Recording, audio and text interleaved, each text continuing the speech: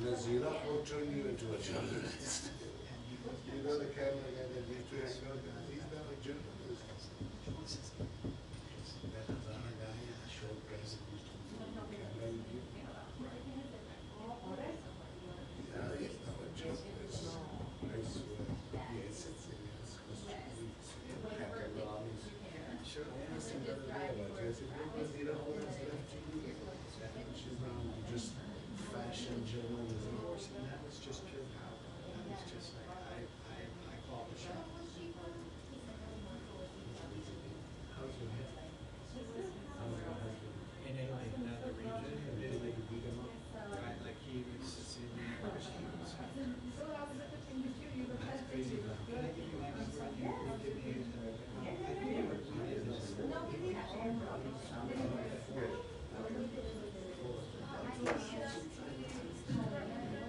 Come to my house. So you need to they were supposed to then we get a Wi-Fi password. This is how you get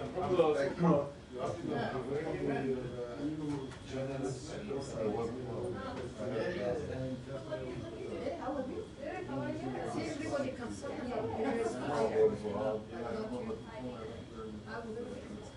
it's good. Good to see you. How are you, my friend? Hi, Said. Saying you're not ending this war. This is like you're It's not a you're war. making the It's Pakistani not a war. frustrated. It's not a war, man. From Polski. every time. I agree with you. My friend from Bangladesh. Hey, how are you? How are you doing?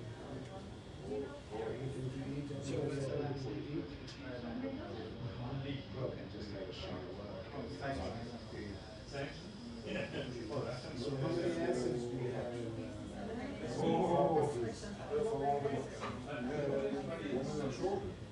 It's not the Russian vodka anymore.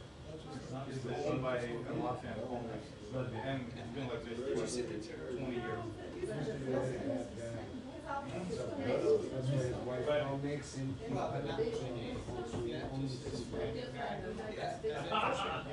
He's the one.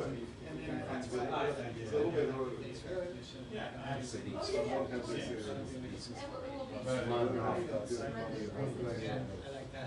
I stopped 2 years ago. I was a very good weekend during Christmas. So you want me to say it? Yes. Yes. I'm from the south. No, I've been here. I lived in France. In Prague? Yeah. I've been there 2 I times. miss When, that. More than anything, more than any of those conventions or debates or anything. it's a beautiful, especially I came to meet you in Oh my God, I love the shop. It's very painful.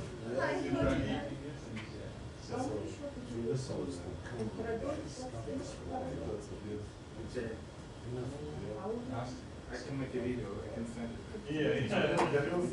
Come on. I would love it. Thank you. One this, to Mr. Peter, please. say, what is this? I will put it in what? What did I do? Physical therapy. I'm still doing what you said. What happened?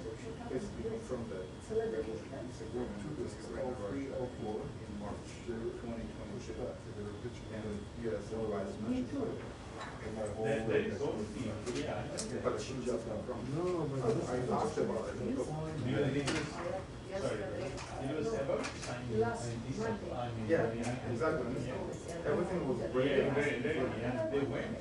Yeah. And Johnson and the US have said, don't sign. is that It's the word is trying to raise. I don't know, whatever they want to give you, but it works. It works. They say that they're not going to. Why you should like this one? So why, when you know that you are fighting everybody, other people, So you that means they very more lines. It was a few days because I had to do I'm fighting him, but I know he's not doing it. Yeah, He was taking medication. Right? You need to do something, and you have a sleep, and that's why they say we have series of small academy is better than a small. Well, you know, all of it. That's what I said. I had to call it. Yeah, I think so. Hi, Alex. Good for you. Yeah, they call me. How are you? Not bad, not bad. Your grandchild. Hey, how are you? When I call you, you are my bitch. Call me.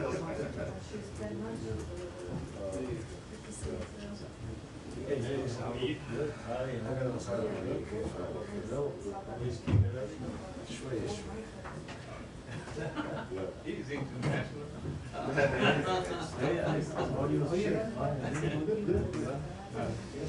Then we'll see news. We'll see if that's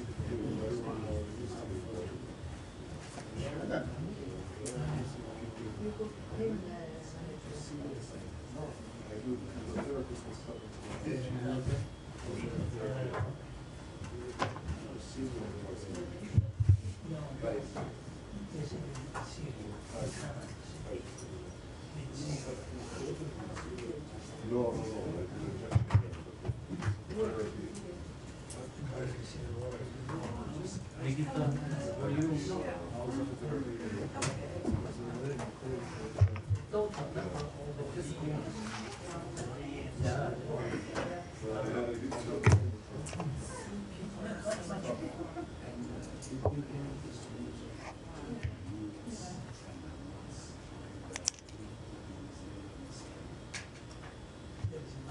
You can he's kind of a sitter. It's great. Good, good. Then you can be free. It's too much.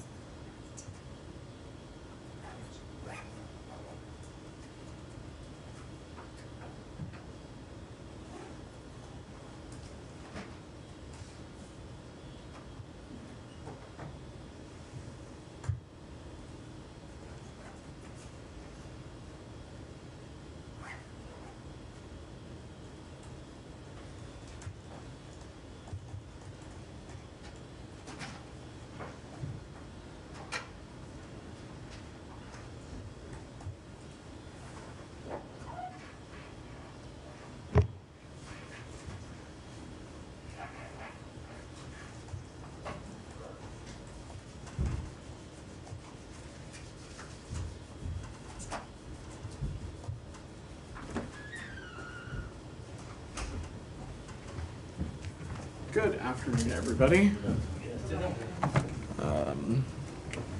I don't have anything off the top. Simon, do you want to kick us off?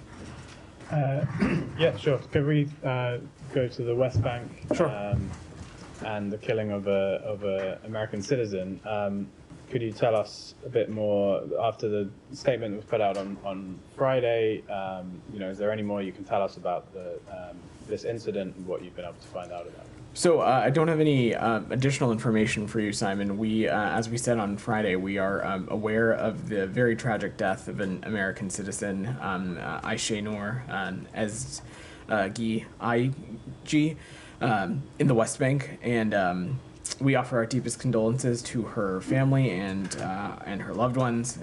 We have urged a swift, thorough, and transparent investigation and are urgently working to get more information as possible as it relates to the circumstances of her death. We have no higher priority than the safety and security of American citizens, especially those that are abroad.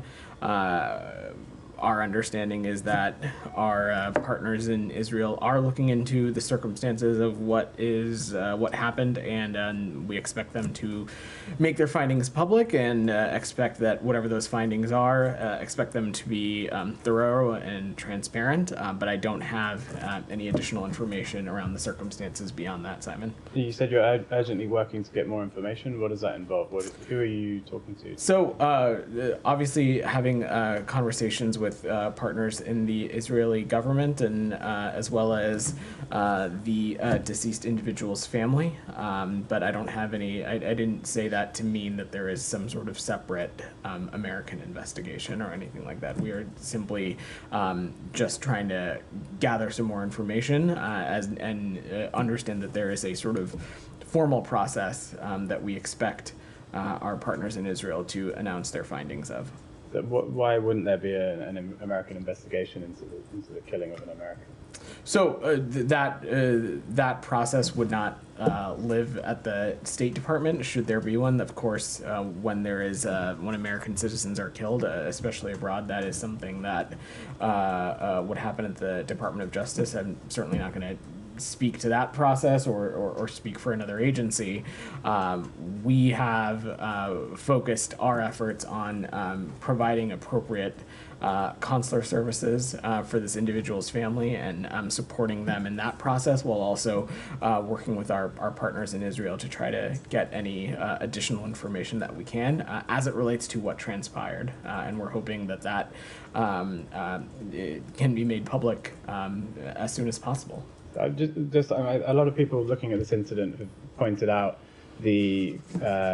what seems to be a double standard or a different treatment of this death, death of an American citizen at the hands of Israeli forces, to other incidents where Americans have been killed in the conflicts in the Middle East or injured.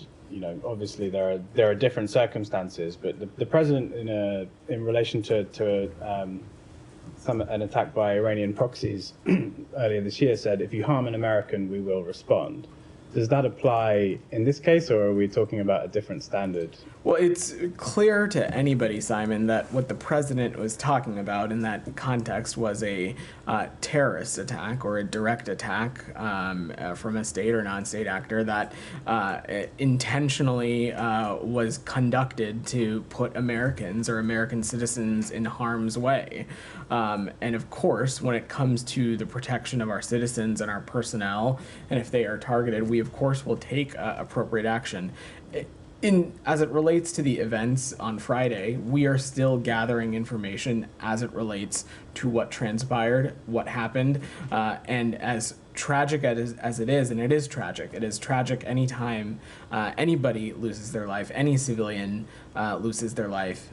For people who work at this department, it is especially tragic when an American citizen loses their life. But we still don't know with full certainty what transpired and what happened, and that's why we are working to get as much information as we can, as well as encouraging our partners in Israel to quickly and robustly conduct and conclude their process and make their findings public, so we can understand what happened. And should whatever happened deem that there be appropriate accountability, the United States would certainly expect that as well.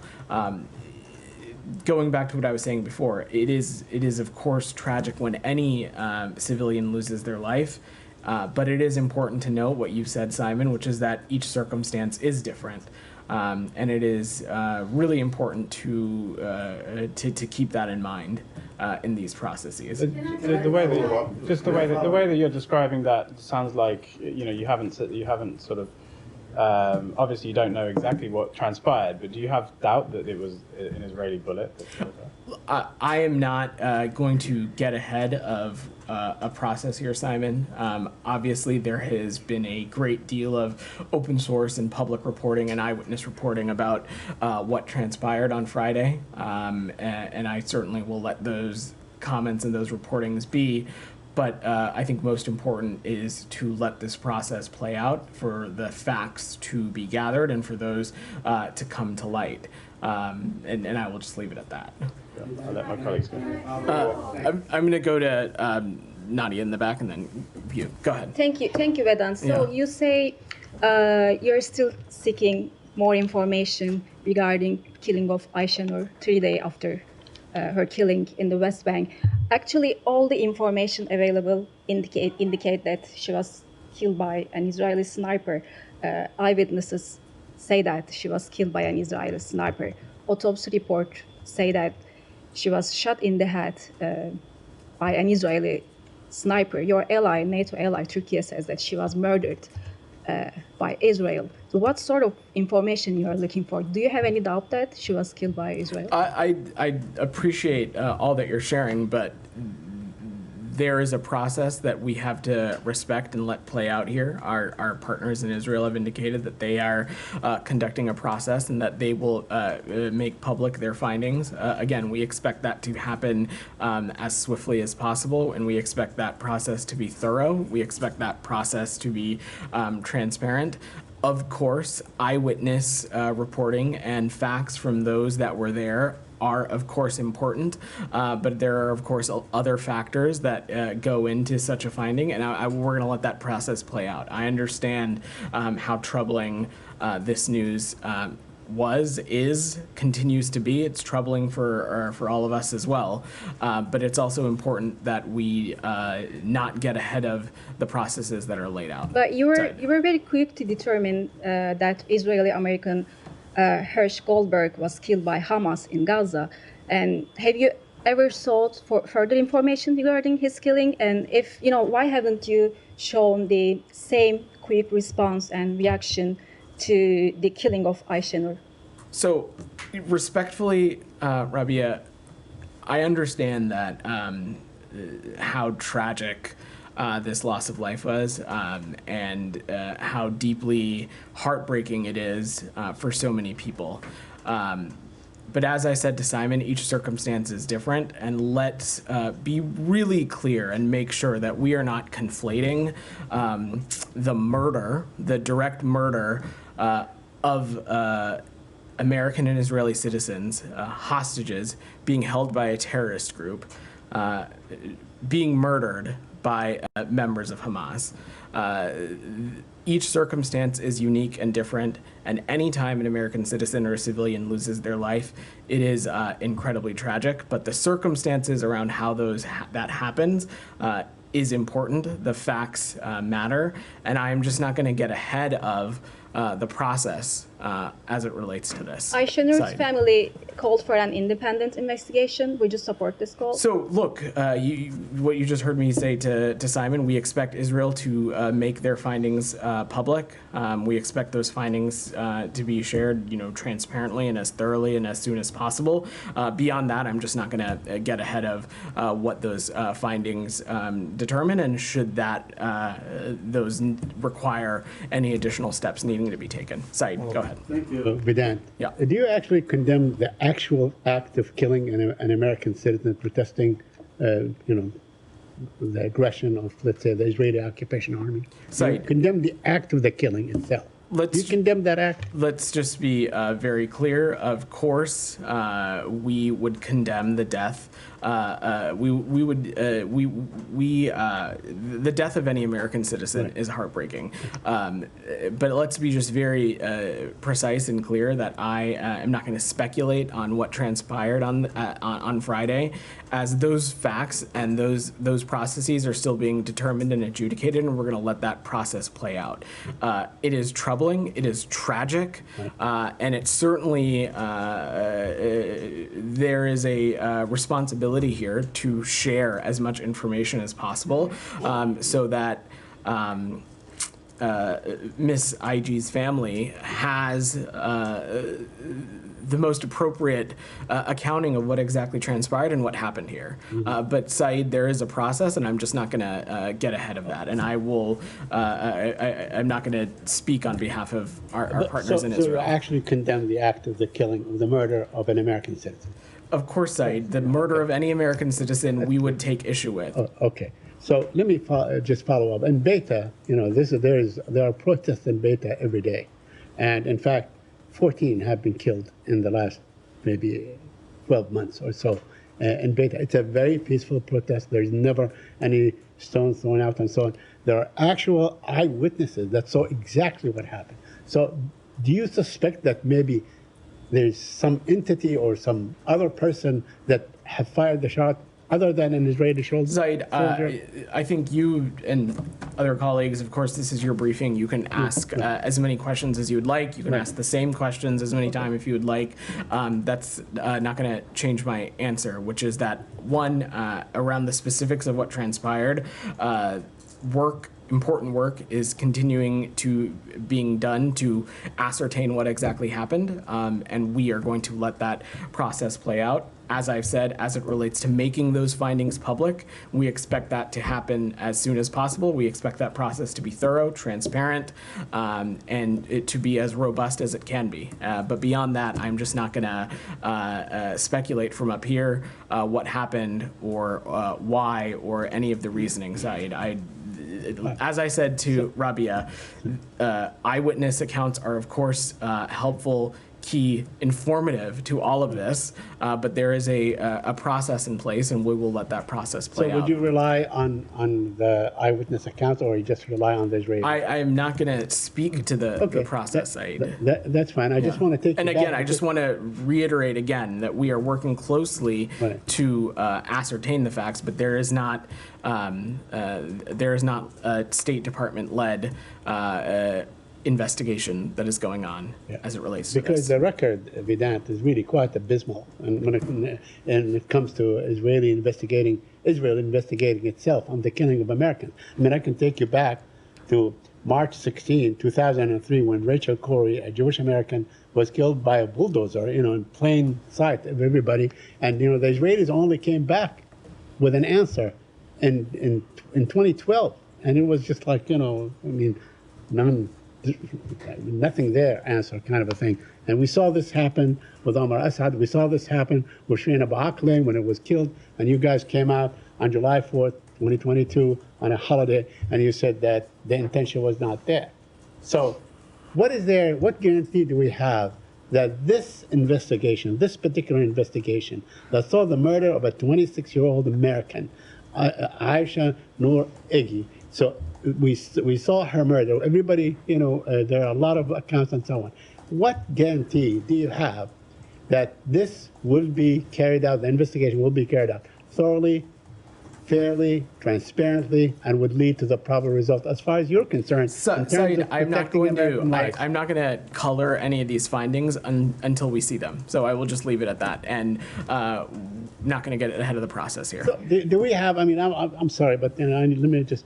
Do we have any evidence from the past that Israel actually comes through on these investigations? I will let the IDF and the Israeli government speak to their own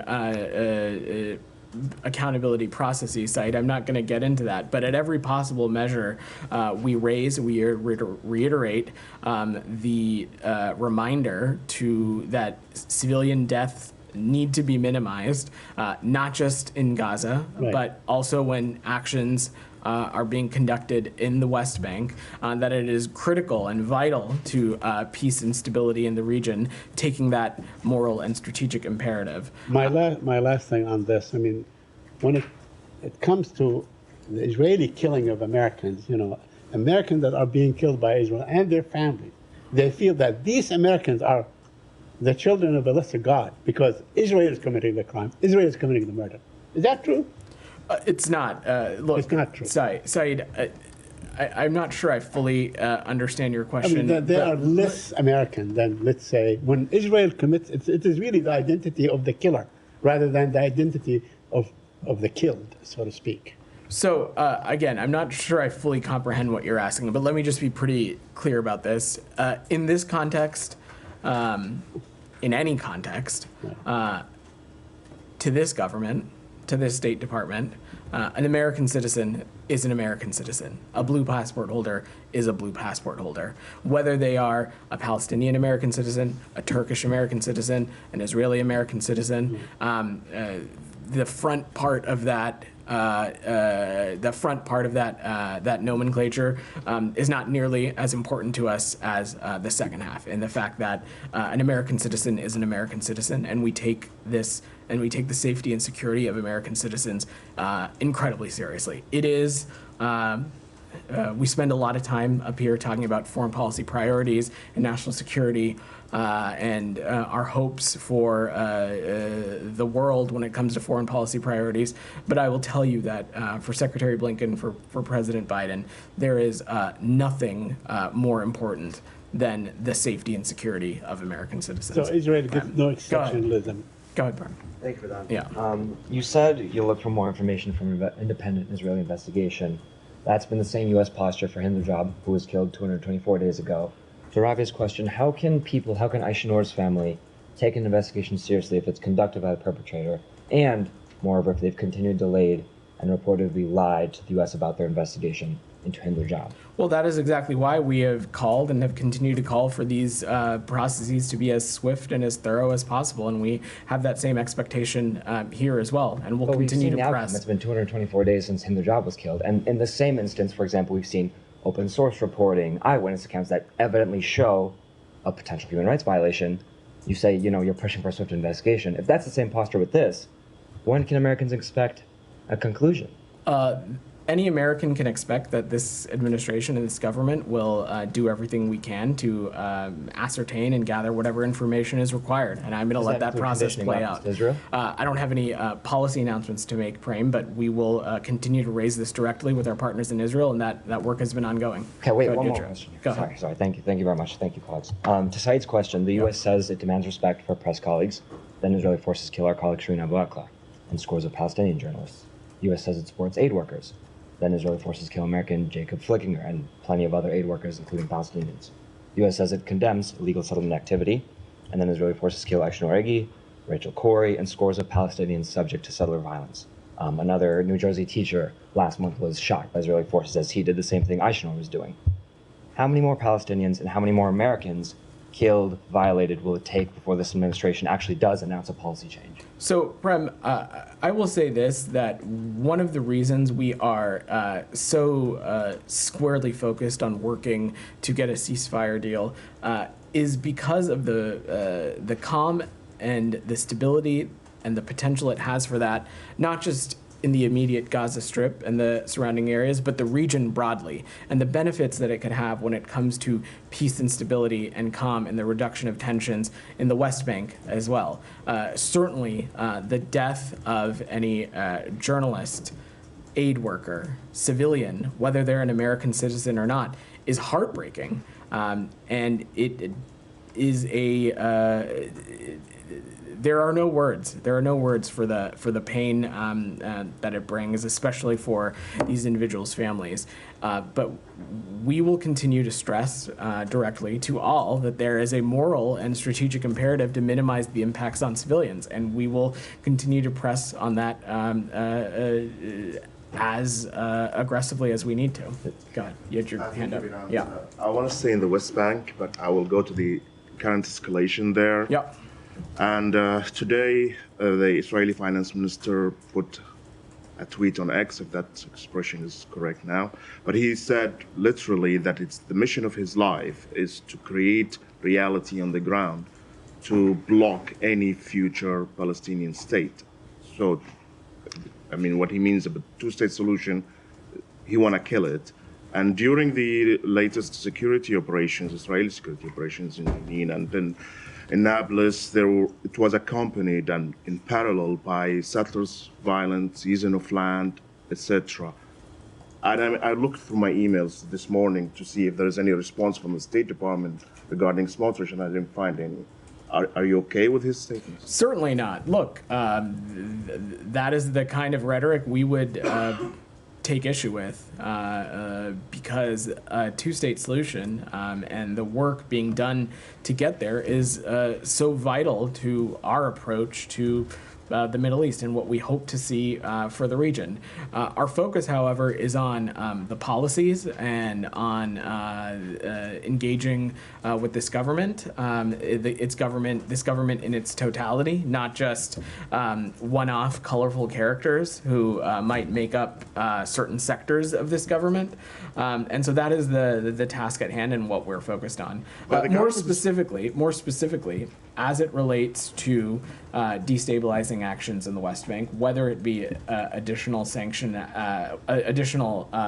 activity, whether it be additional outpost activity, whether it be settler violence, we have not hesitated to call those out for what they are. When it comes to settlement and outpost activity, we continue to feel strongly, vehemently, that these kinds of actions, not only are they inconsistent with international law, they are detractions from Israel's own stated goal of wanting more security. They're detractions from our own goal of wanting security for Israel in the region. And so we have, over the course of this administration, taken steps to hold those who incite violence to account, and we'll continue to do that should that be necessary. I mean, I assume that you refer to the visa restrictions and visa blockage for some of the settlers, but this was regarding violence. I'm talking about land seizure here. I mean, it's been going on for decades now. You calling it out doesn't seem to stop it, and you're blocking anybody else from taking any action toward that, whether it's the UN Security Council or any other countries. So do you see that you are, by not doing anything except calling it out, you're allowing it? I would absolutely take issue with that characterization.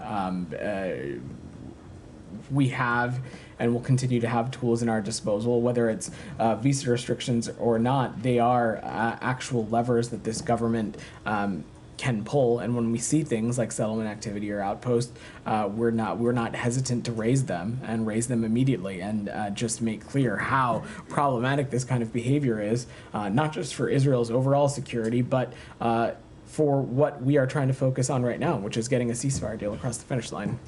Thank you. Alex, go ahead. Thank you. A couple of questions on Ukraine.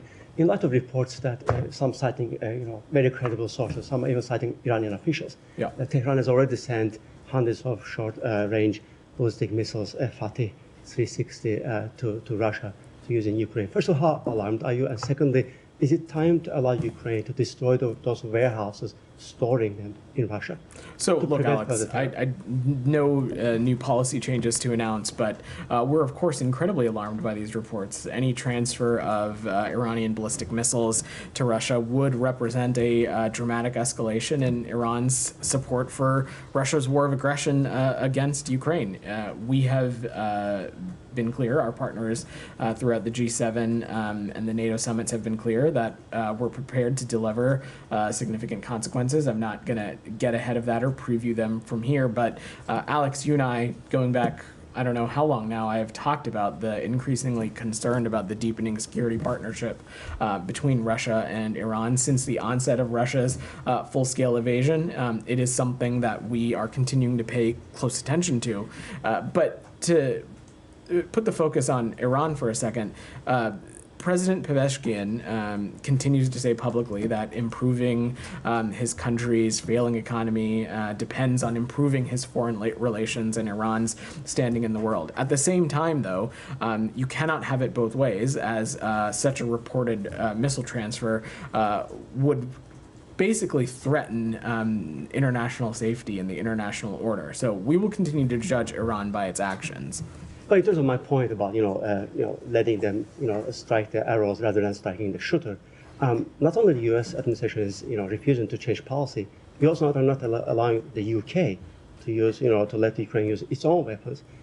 Why? And secondly, is the Secretary discussing this topic in London? So, look, support for Ukraine, I expect it to be a major topic of conversation when the Secretary has his government-to-government meetings tomorrow. I'm not going to get ahead of that process. I'm sure you all will hear from him early for those that plan on tuning into his press conference. Beyond that, Alex, I'm just not going to speculate on potential actions the United States may or may not take. Let me just say we have been clear and consistent about our support for Ukraine and making sure that they have what they need to defend themselves and defend themselves from attacks just immediately across the border as well. And we'll continue to take a look at what is required so that our partners in Ukraine can do that. Thank you. I have one more Iran, if I may. Next week will mark 2 years since the killing of Mahsa Amini. Is it time to move forward in terms of implementation of Mahsa Act? Why is it taking this long? So I don't have any updates for you there, Alex, but of course the human rights atrocities in Iran is something that we are paying close attention to, and of course it continues to be inconsistent with what we find to be President Pezeshkian's own stated goal, and will appropriately take action should we need to. Shannon, go ahead. Thank you, Vedant. The House Foreign Affairs Committee's latest report on Afghanistan and the withdrawal says that droves of classified material were left at the U.S. Embassy in Kabul. The State Department responded by saying it's standard operating procedure to reduce the amount of sensitive material that remains, and that Embassy Kabul's drawdown was conducted in accordance with standard operating procedures, but doesn't clearly answer whether classified material was left behind. Can you say if it was and how much? So I certainly would not get into something like that from up here, but can say confidently that the drawdown in at Mission Kabul was conducted not just by the book, but appropriately consistent with the standards and the protocols that are in place for appropriate drawdowns and NEOs.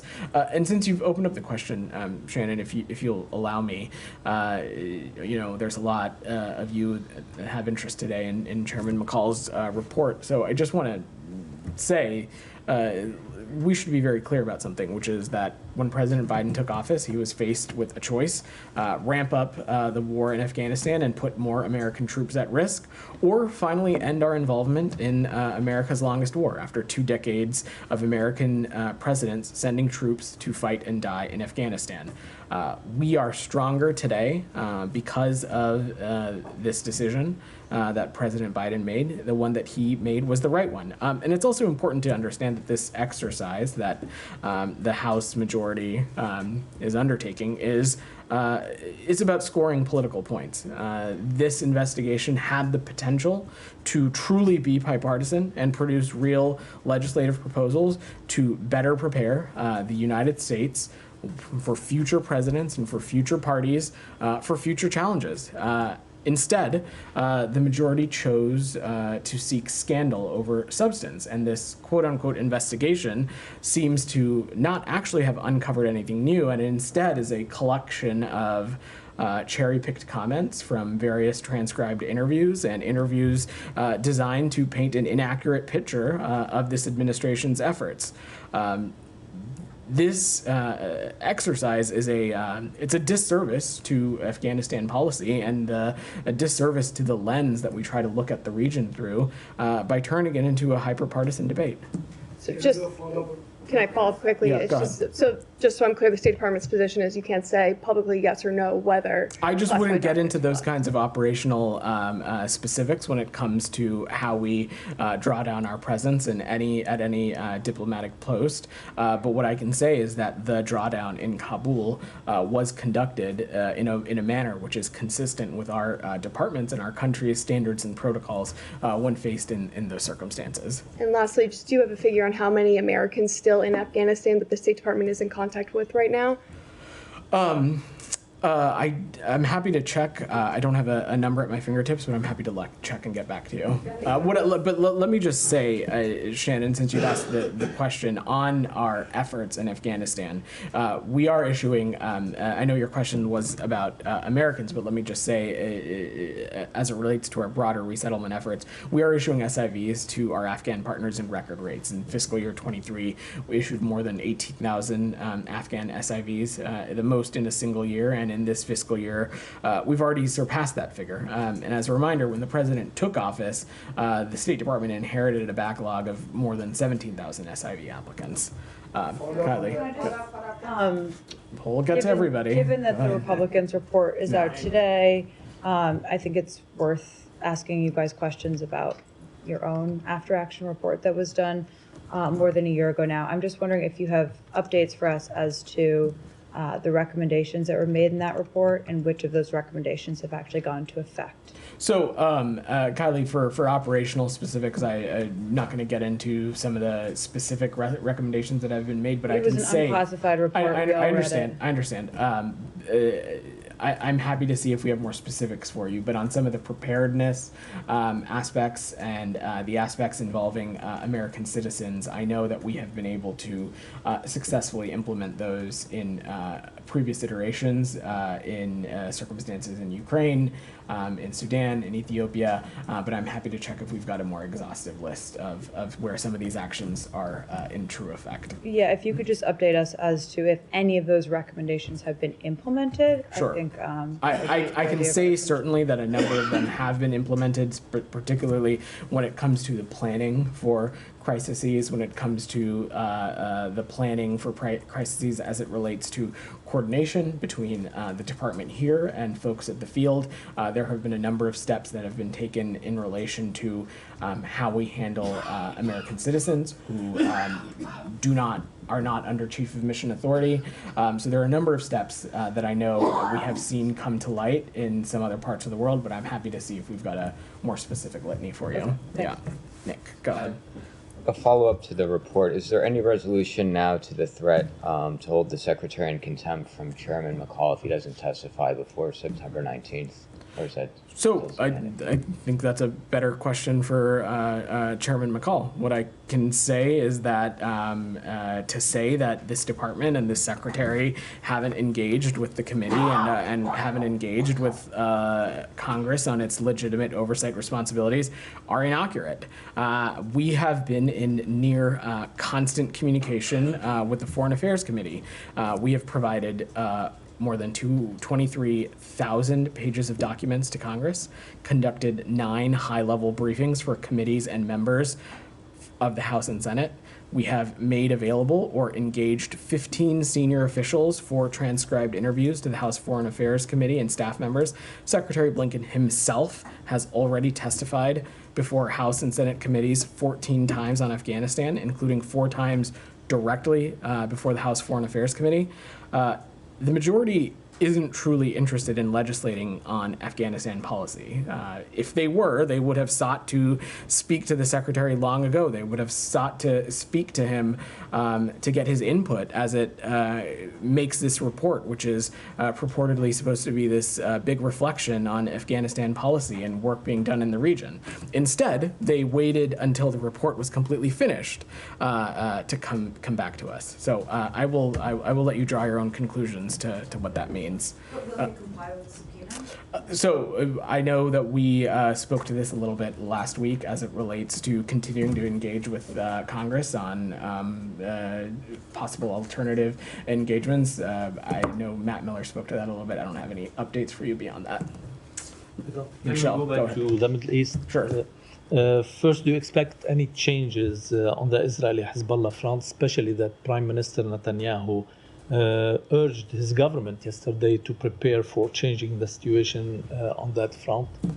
I have no changes to preview or predict, Michelle, what I can say is that one of the reasons we are continue to be so committed to a ceasefire and getting one across the finish line is because the benefits that it could have in the north for creating the conditions so that both Israeli and Lebanese civilians could be able to return home. But I don't have anything to predict beyond that. On Iraq, should we expect any announcement soon regarding the future of U.S. military presence there? So, Michelle, we've held discussions with the government of Iraq on the future of Operation Inherent Resolve since last year. President Biden and Prime Minister Soudani spoke about this in April during the Prime Minister's visit. In that joint statement between those two leaders, they affirmed that these conversations would be ongoing and they would review these factors to determine when and how the mission of the global coalition in Iraq would end and transition in an orderly manner to a more enduring bilateral security partnership. Those conversations are ongoing. I don't have anything to get ahead of on that The process. report said that there will be announcement this month regarding the start. I have nothing to offer as it relates to the timeline beyond just saying that is work that's ongoing. And lastly, reports said that the U.S. government told Iraqi officials that Iraqi banks exploited their access to U.S. dollars to support the Quds Force and the militia groups operating in Iraq. Do you have any comments on that? So I'm sure my colleagues at the Treasury Department would be happy to speak to you a little bit more about this. But from here, what I can say is that we'll continue to collaborate closely with our partners in Iraq as it relates to their banking and finance system, to move them away from a cash system, to make them more resilient against terrorist and counterterrorism threats and cyber activities and things of that nature, but I don't have anything to speculate But are on these that. reports accurate? I don't have anything to offer on that. Can I follow up on the Jalil, Gaza negotiation? go ahead. Just a very quick Then I'll question. come to you, Jalil. Go ahead. The Washington Post reported, I believe Friday or Saturday, that the U.S. now, at its assessment that there will be no ceasefire during this presidency, and they are putting on hold whatever new proposals you are working on to the both parties, and the belief now within the administration that neither Hamas nor Israel are seeking this. Can you confirm that? So look, I'm not going to comment on purported speculation on a diplomatic process. What I can say is echo what President Biden and Secretary Blinken and Vice President Harris have said, which is that we are pursuing all efforts to secure a deal that would release the hostages being held by Hamas, that would create the conditions for additional humanitarian aid to get into Gaza, create the conditions for greater diplomacy to happen to bring about peace and stability in the region. That line of effort continues, and I'm just not going to speculate or get into the process beyond that. Jalil, go ahead. Thank you very much, Vedant. I'm sorry, I originally had 3 questions, but just one extra added because of Shannon's question. So Yeah. you said the Afghanistan withdrawal was, State Department did good, but there was no ambassador at the time of the withdrawal, right? That is correct. There was no U.S. ambassador, but the U.S. military personnel were left there, right?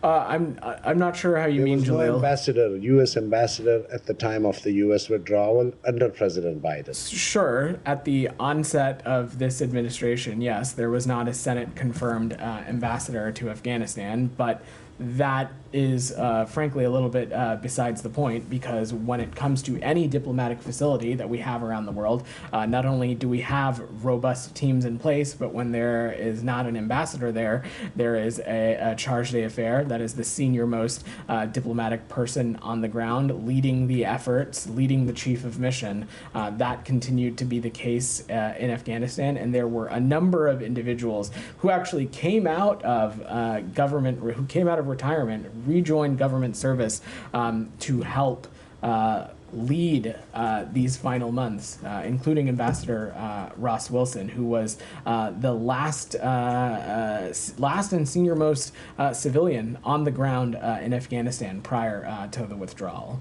Okay.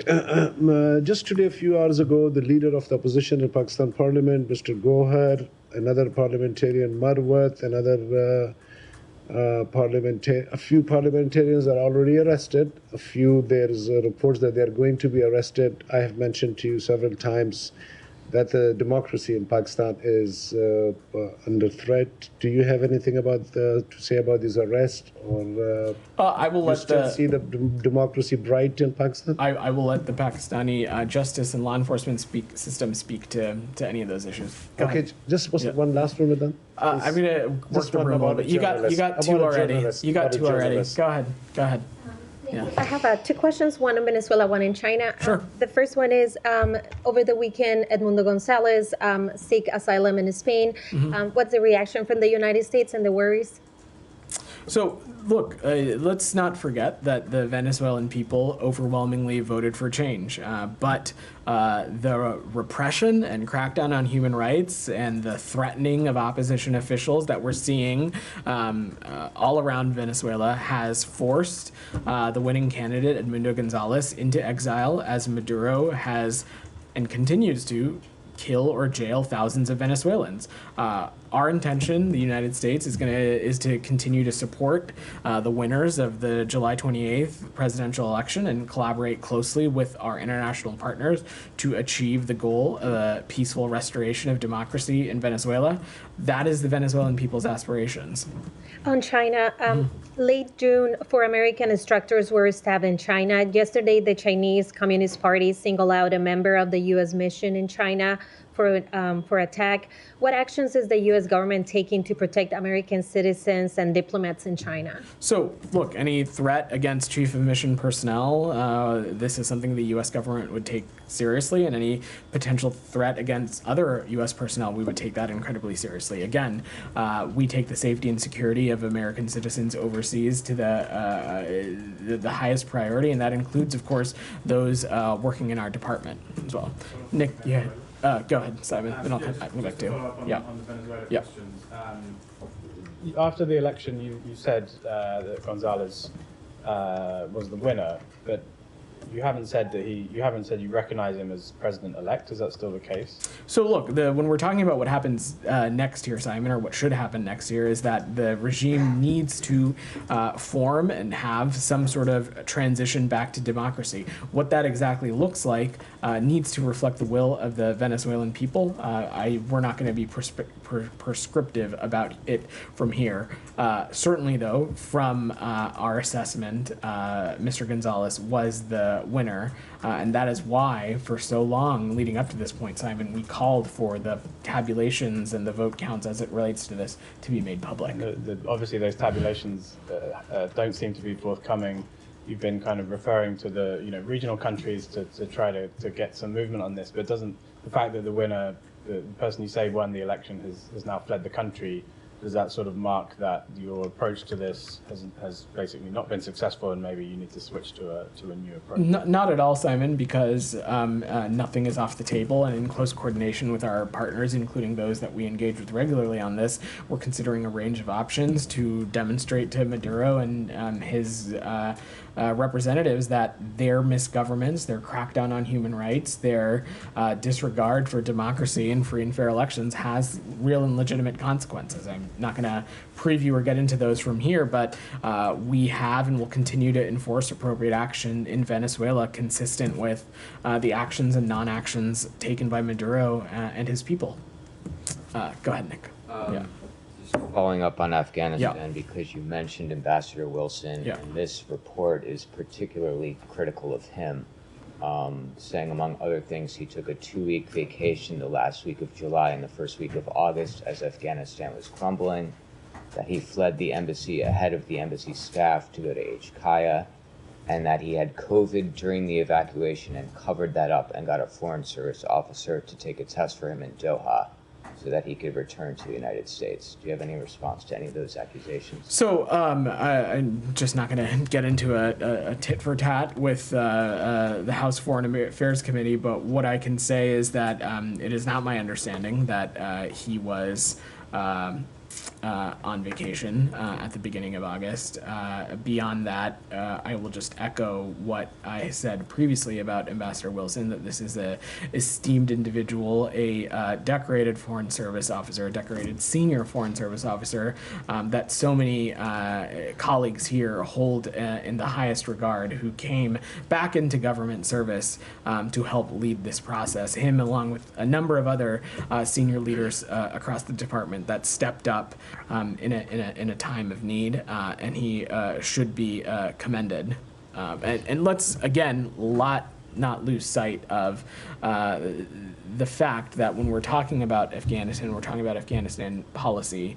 What administration it was that signed the Doha Agreement, what administration it was that left a backlog of 17,000 SIVs, that left Afghanistan policy in a place so that this administration could not start its transition in an appropriate time. Go ahead. Thank you. Already 1 month, Bangladesh has an interim government. How does the U.S. plan to engage with Dr. Yunus-led Bangladesh in the aftermath on the unrest on August 5th, especially to democratic election? And secondly, there have been claims about Chinese influence in Bangladeshi recent student protests. How does U.S. assess this situation, and does it perceive any strategic concern in the region? So, look, we're continuing to monitor the developments in Bangladesh closely. We continue to be ready and eager to work with interim government that's led by Dr. Yunus as it charts its democratic future for the people of Bangladesh. Beyond that, I'm just not going to speculate. Thank you. And some Indian media outlets have suggested U.S. involvement in the anti-government protest in Bangladesh. While India has historically been a close ally of the outstate government, could this allegation strain U.S.-India relationship? So I've not seen those reports, but what I can unequivocally say is that they are not true. That's probably why I've not seen them. Then finally, Nazira, go ahead. Final question. I got to work the room. Nazira, go ahead. Thank you. Thank you. Yeah. As you mentioned a lot about Afghanistan, there are so many problems, especially regarding women. Nowadays, bunch of Afghan professors and teachers send me a letter, bunch of signature.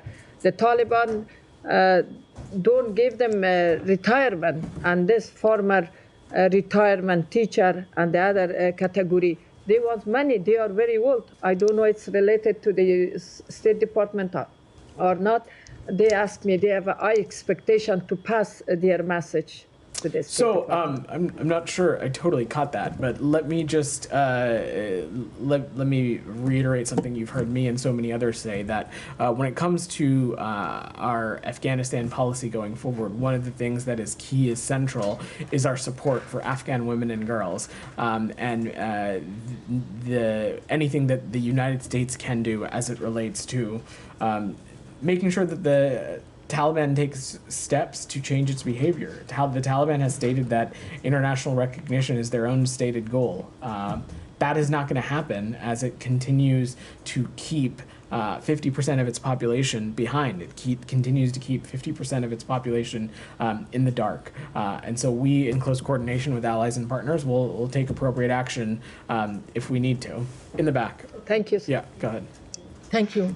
The Israeli foreign minister declared that the forced displacement of the people in Gaza should also happen in the West Bank. Despite of this seriousness statements, we didn't hear any condemnation from U.S. Special concern. We have time and time again said that forced displacement of the Palestinian people, whether it be in Gaza or whether it be in the West Bank, would be inconsistent with what we want to see in the region, and it is certainly inconsistent with the principles that Secretary Blinken laid out in Tokyo in last December. Excuse me, go ahead. just, I got to work the room. Okay. Go ahead. Both yourself and Mr. Miller have talked about these ongoing investigations when it relates both to the death of U.S. citizens as well as international humanitarian law. One of the things that was mentioned when the NSM-20 report came out was that it was inconclusive because there were no U.S. State Department personnel on the ground to verify those claims. Has that changed? In Gaza. In Gaza. Correct. Yes. Has that changed, and what would be the conditions to put State Department personnel on the ground to actually finalize some of those reports? That has not changed. And I think when President Biden has said no boots on the ground in Gaza, it is pretty clear. I'm not going to speculate on what would be required for those circumstances to change, but that is correct. We do not have personnel on the ground in Gaza. So those reports can't be Thanks, concluded? everybody. I'm going to wrap there.